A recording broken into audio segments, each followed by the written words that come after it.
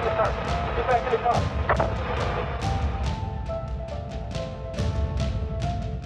In Kenosha, Wisconsin, Michael Bell Jr. was shot and killed by the police after an officer mistakenly screamed that Michael had taken the officer's gun.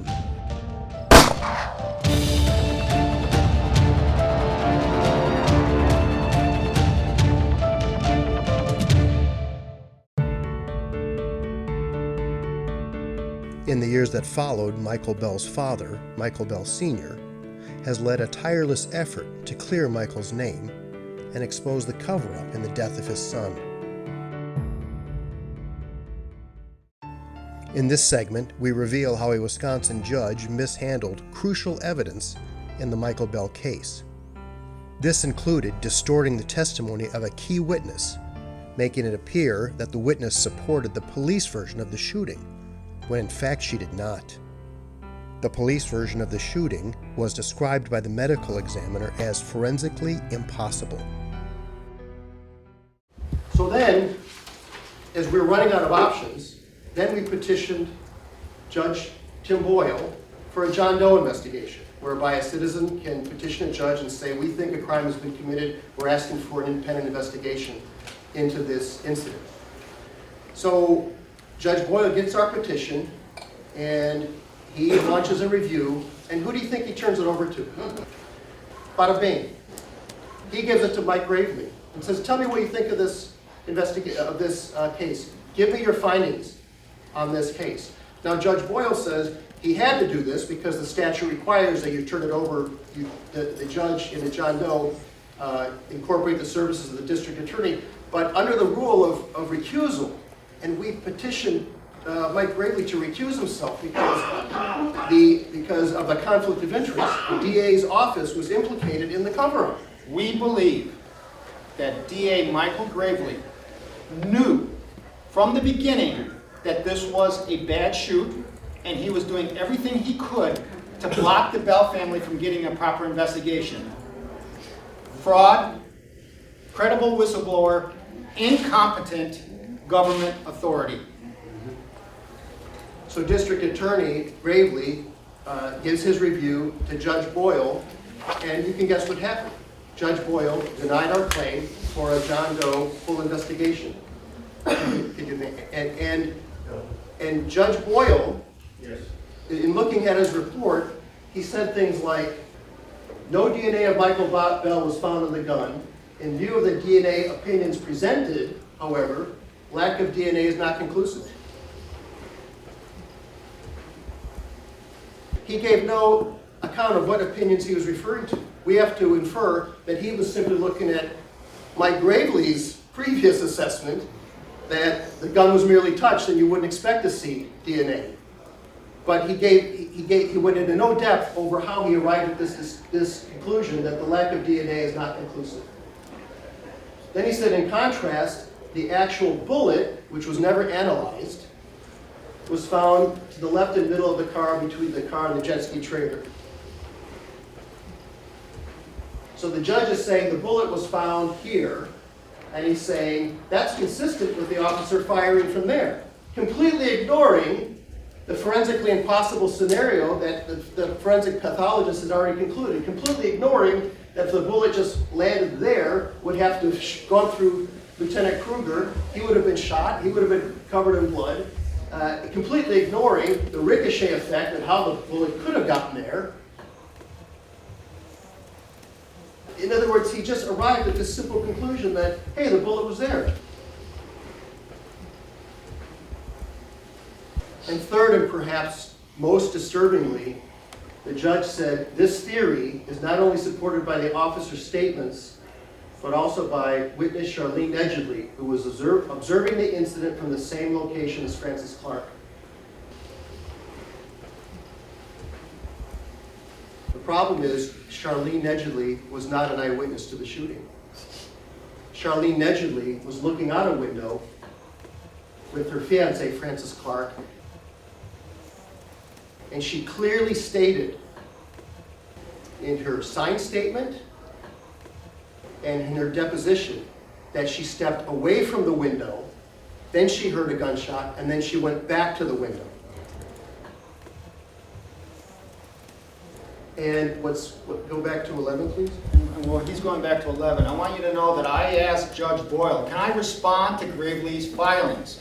Judge Boyle blocked me from even offering any type of contradiction, informing him of really what occurred, that he's completely missing the fact.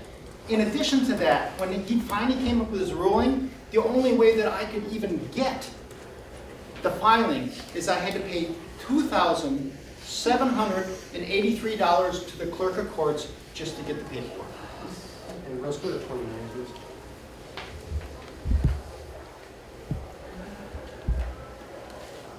So according to the eyewitnesses, this is what happened. And it was important that the Kenosha Police Department put Officer Gonzalez at the front of the vehicle. Putting Officer Gonzalez at the front of the vehicle is crucial for the Kenosha Police Department because from that position, they can claim that Officer Gonzalez could not see that Michael Bell did not, in fact, have control of Officer Strausbaugh's gun. But as we've seen, the forensic and eyewitness evidence places Gonzalez to Michael's right and in between Michael Bell and Officer Strausbaugh. With Gonzalez in this position, the KPD faces two intractable problems. First, from this position, Gonzalez might have reasonably been expected to confirm that Michael Bell did not have control of Strausbaugh's gun, and thus Gonzalez did not have to use deadly force. And second, with Gonzalez in between Michael Bell and Strausbaugh, it further undercuts the KPD claim that Michael Bell, while being held from behind, was able to violently grab and displace Officer Strausbaugh's holstered gun with the added obstacle of having to reach around Officer Gonzalez.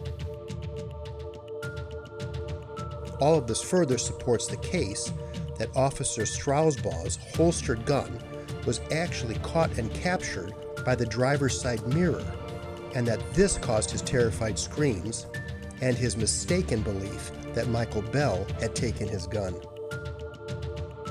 Finally, and perhaps most disturbing, the stark evidence that Gonzalez fired from Michael's right solidifies the belief that the Kenosha Police Department is lying about the facts of the shooting and is engaging in an ongoing cover-up. So they had to put Gonzalez in front of the car, even though that was proven to be impossible by everything we raised earlier.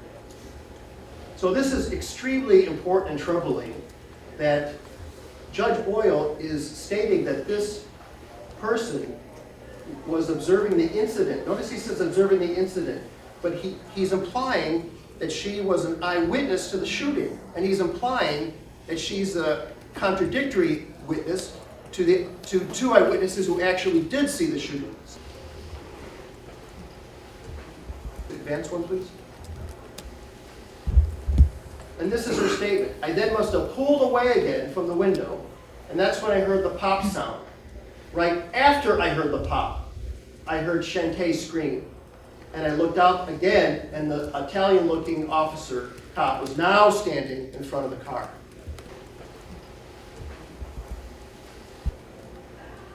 And then in her deposition, she said, it was after I heard the pop, I looked out the window and saw the Italian police officer at the front of the car. Judge Boyle made his ruling on an incorrect assumption. And if you look at our report that's being offered, you will see that there are a number of inaccuracies in Judge Boyle's report, his decision, and we're going to go ahead and challenge them soon. And in his actual report, the judge said, Charlene's statement places Officer Gonzalez at the front of the car as his arm was being lowered with something in his hand. But he doesn't say that's after she heard the shot. He's implying that she saw him at the front of the car when the shot was fired. Can you advance one, please? Go back one, please. Okay, yes. And these are the two actual eyewitness accounts of where Officer Gonzalez was when he shot Mike Bell. This was from Shantae Bell, who was 10 feet away. I then saw the officer on the right side of my brother, which is right there. On the right side of my brother, slightly raise his arm and shoot my brother in the head.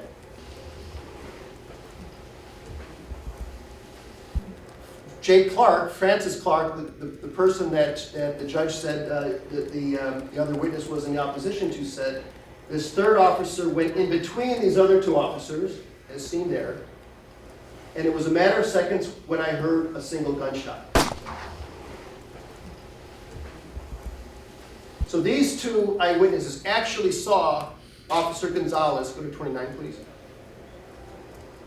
These two eyewitnesses actually saw Officer Gonzalez in between Michael Bell and Officer Strasbaugh. Charlene Nedgedly did not see this incident, and she saw the officer, after he shot Michael Bell, peel away and go to the front of the car. That's incredibly damaging, and that's a suspension of justice. And for the judge to cherry pick a person's account and try and conflate that person was actually an eyewitness to a police shooting when she wasn't is really, really concerning.